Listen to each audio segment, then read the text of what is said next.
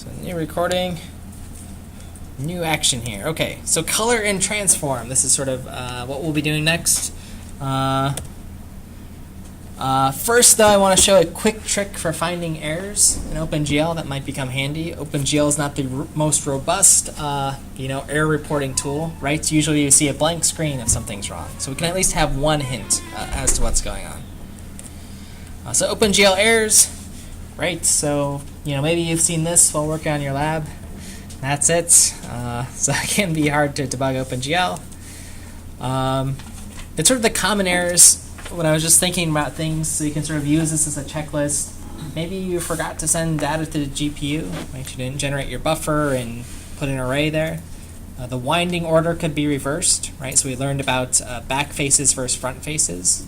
That could mess things up. We could have a compiler error in the shader, which your program will run and then that'll be reported in the terminal, right? So if you're not seeing anything. Hopefully we haven't had that yet, but you might have that today. Since you'll actually be changing the shader. So actually check in your terminal to see, is your syntax correct? Did you miss a semicolon? Those sort of things. If you forget to call GL clear in your sort of main loop, nothing's going to refresh. So there's several other errors that could occur. So those are sort of some of the common ones to look out for. But OpenGL at least thought about this a little bit in 1.1 onwards. GL get error. We can use. If you have support for OpenGL like 4.6, right, you have a new laptop, they have new error reporting mechanisms as well. So we can talk about those on Piazza or whatever. But everyone should have GL get error. How it works is you call this function GL get error, and it'll report some integer back to you. Based on what that integer is, that tells you what the error might possibly be. Okay, so let's look at an example. Okay, so here's one of the examples. GL invalid enum. Okay, so this means you ran some OpenGL command and then you put like GL. I'm going to show an example with _int, and that's not a valid enumeration in OpenGL for that command. Okay, so here's how to use it. I've created two little error handling functions for folks to use. So there's just this function GL clear error states. This means, pretend there's no errors, right? So you might call this at the start of your loop. Just get rid of all the errors, OpenGL. So it does that. And then there's a function for checking errors, okay? So for some function call, it'll return the line. It'll say, hey, here's where the OpenGL error occurred. Okay. How might this be useful to use? C++ has this idea of a macro. Okay, so this idea of sort of wrapping a function with something that you've made up to add some code. So for all of your OpenGL calls, if you want, you can do GL call, whatever that function is, GL clear, GL gen buffers, etc. And that's going to clear the error states, do the thing you said to do, and then check if there's an error for that function and report what line it was at. So handy, potentially very handy. Okay, or at least one tool we can use. Okay, so here's the macro. X is our placeholder, clearing all the errors, assume there's nothing, do something, maybe an error happens, and then check what that error was. Okay, so here's my example. Does anyone notice a problem here? I'll leave it up for a second. Again, this would be sort of yeah, GL _int. So you might accidentally type that in, as I have done. So often I won't recognize these things. So I'll wrap it GL call just with that little macro, and then what it'll give me in my terminal is this. Well, our program's running a lot and many times in a loop, so we'll see the same error message, many times. But it'll say OpenGL error, whatever. GL draw elements. This is the function that we called. And then the line is cut off here, but line 24. So at least know to look at line 24.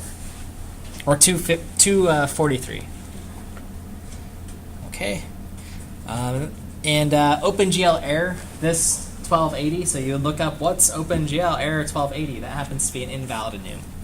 So I'd look at that and say, okay, what are the valid enumerations for GL draw elements? And you say, okay, well, how do I do that? Docs.gl, GL draw elements. So I'll click on this. Let's see, enum, that's the first one. Let's see. Errors, okay, so I'll give this. Somewhere it's got all the valid enumerations here. Where's my argument? GL, okay, just this one for mood. Oh, here it is. So the types, unsigned byte, unsigned short, unsigned int. Okay, that's what's complaining about. Might be this enum or this one. You have to check both. Again, sorry, it's OpenGL. I didn't write it. So, but it's not too bad. Okay, that's at least like some debugging mechanism. Okay. So this happened to be in our third argument. Because again, well, intuitively, as I'm pretty sure, GL underscore triangles, that's the right to do for that one. So I look in the second enum in this case. Okay, so that's the solution. Much better. Okay, so that's a little hint on debugging. I believe you have that GL call available to you in the lab today. If not, you can hack it together quick. So we want to add color to our triangles, slowly making our scenes more beautiful. Here's what you'll have today, some triangle that looks like this, just a bland one. And the reason we're not getting any color is, well, our vertex shader doesn't have any color information to work with. Okay, and when I say we're adding color, I'm saying what color should each of these individual vertices be. Okay. Again, just a reminder on colors, RGB values that range from 0.0f floating point value to 1.0f. Okay, for OpenGL. So before we have been sending information into our buffers about X, Y, Z for positions. Now we need to send information about RGB for each of those vertices. And the question is how? Well, again, we've sent in positional data. We'll want to send in color. That's something else we can do. In the future, we'll do textual coordinates, normals, these other things. But for now, color is step one. You might have noticed, as looking through the OpenGL code, that there's this GL enable vertex attrib array thing. Okay, so sort of breaking that down, we're enabling something, some vertex attribute, so something that's going to stay. It's an attribute or property of this shape, and it's an array of vertices. Okay, and before we had 0. Okay, and we enabled, and then we had a pointer to the actual data. Okay, so 0 for us is positions. We want to enable some other attribute. Okay, so this is what it was in the code. Enable it, attribute 0. Size. Size here is the number of components, X, Y, and Z. So that's 3. The type of data, these are floating points of data. Is the data normalized? False. And then the stride. Okay. So stride is how much information do I have per vertex. Okay, so if I have a vertex with X, Y, and Z, how many points do I have to move till I get to the next X data? X1, Y is 2, Z is 3. I need to move 3 positions till I get to the next X. If I have X, Y, Z, R, G, B, what's my stride then? 6, yeah, what I got here. So however big the data is, but 6 things. So X, Y, Z, R, G, B. Then I get to the next X, Y, Z. So sort of thinking of these things in groups of data, okay, per vertex. And if you're catching up, there should be comments in the code that say stuff like amount of bytes between each vertex and some helpers here. Okay, so we want another color. We add another attribute. This time it's vertex attribute 1. Okay, so there's only a few lines of code to change in this actual lab. And when you color something in, when you color your first vertex, okay, so I added color data here for red, it's going to sort of interpolate that color to the other vertices. Okay, so this is what I mean by adding like vertex colors. So here is blue, red, and green, and then it sort of blends them together.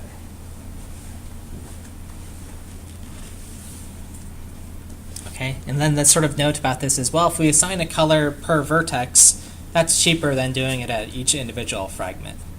Again, we've sort of alluded to this idea that doing a lot of things in fragment shaders can be expensive, because that's a per pixel operation. Okay, so that's on getting some color in the world, and now we need a camera, some perspective. Okay. So setting up our camera, we have GLM today. We've talked a little bit about what that is. That's our math library. Again, hopefully this should be set up with not too many problems. There's documentation, great. And we have this math library, okay, to work with vectors and matrices. Okay, so we have to build our camera, and we sort of saw that there's different steps to do this. Okay. New concept 1 here. This idea of a GL uniform. Okay, so a GL uniform, this is a variable that lets us pass information from our CPU to our GPU. Okay, so we want to utilize this variable in a sense to move our camera. Right, so you can imagine what you'd want to do is every time I hit the up key, I move the camera forward, right? So we want to tie some variable between our CPU and our GPU. Our GPU does the actual drawing. Right? And these are called GL uniforms. Okay. So, you know, we've worked with this idea of vertex attributes, right? This idea of passing in a bunch of data from our CPU into our GPU to draw a shape. This is the same sort of idea, right? It's just a uniform, just like one variable. Okay, rather than like a whole array or something. So these are also something that we can update in real time per draw call, right? Our variable is directly tied. Okay, so uniforms can change as opposed to just stuffing data into a buffer and sending it over. Okay, so our functions of interest in our C++ file, the things you'll want to take a look at, are GL get uniform location and GL uniform 4F. Okay, 4F is like a 4 floating point, like a vector. GL uniform location sort of does this mapping of the CPU to GPU variable. Okay, and then in your shader, in your vertex shader, you'll see this uniform as a data type. It'll make some sense once we take a look at it. And you'll actually notice if you're sort of searching around your source code, the name of these variables match exactly in that case. That might help search. Okay, so we've got this variable, this 4F, this sort of vector that we're going to use to like move our camera around. And we talked about this, these sort of transformations we need to do to get a, projection matrix in perspective. And there's a way to remember it. It's the model view projection matrix. Right? Model, that's like our model, our object. View, sort of how we're viewing in perspective.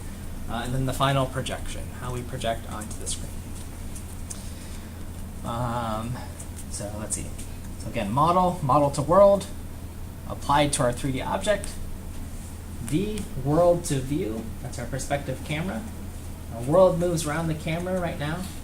And let's see what else I have here. How selfish humans think. Okay, yeah. And then this matrix gets applied then to all of our objects for our camera. This makes sense. This is our camera that we're moving around. And then P is our view to projection. And this is where that sort of squishing of a 3D scene happens on a 2D surface. Okay? So just remember this. MVP, model view projection matrix. And that's what we're sort of working with. This is what all 3D graphics scenes do. Okay, and again, note the order of MVP. Think about what this means to apply the model transform first, then the view, and then the projection matrix. Think about what that means, what we've talked about for ordering today. This should be like a 1 to 3 line change, but you just got to get it in the right order. You will see. Okay. So this is set up for you. Look at your update function. This is where we're updating the camera, right? This is something we want to do every frame. But I'm sort of walking through here how I'm setting up my transform matrix, my projection matrix, model transform matrix, and these uniforms. Okay, these are just OpenGL calls. GL get uniform, etc. And you'll see the variable tied to them.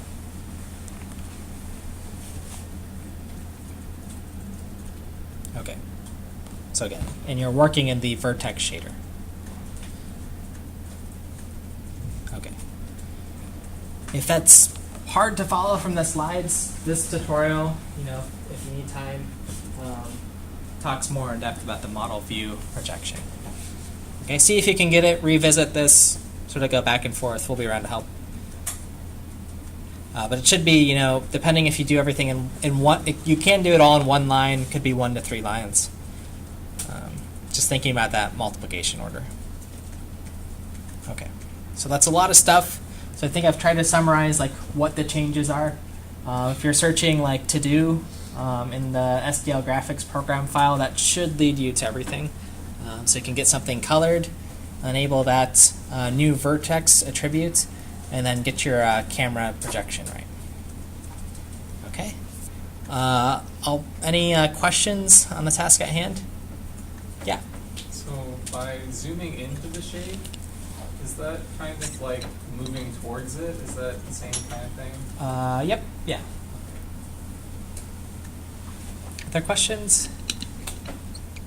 Otherwise, I'll put the partner spreadsheet up, and then I'll put this back up too, just to keep track of things.